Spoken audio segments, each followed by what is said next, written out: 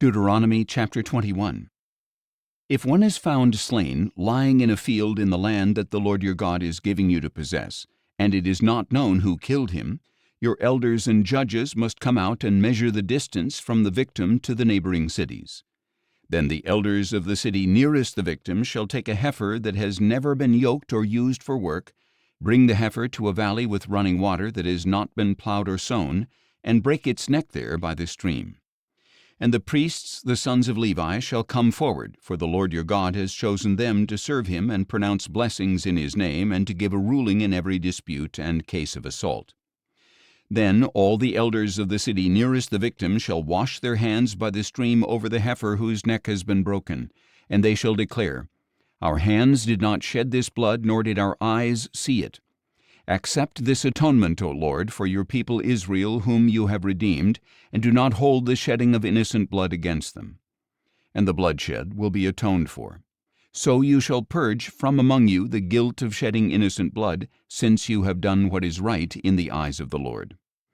When you go to war against your enemies, and the Lord your God delivers them into your hand, and you take them captive, if you see a beautiful woman among them, and you desire her, and want to take her as your wife, then you shall bring her into your house.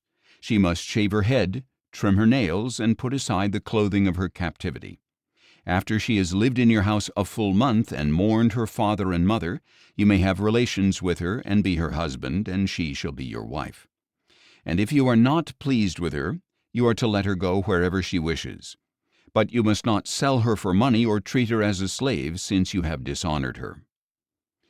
If a man has two wives, one beloved and the other unloved, and both bear him sons, but the unloved wife has the firstborn son, when that man assigns his inheritance to his sons, he must not appoint the son of the beloved wife as the firstborn over the son of the unloved wife.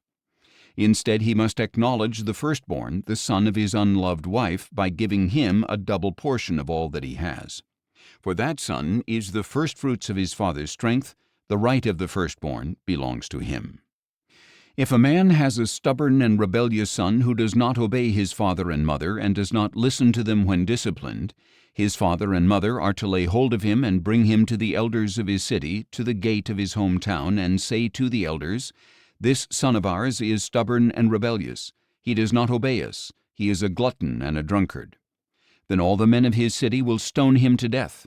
So you must purge the evil from among you, and all Israel will hear and be afraid.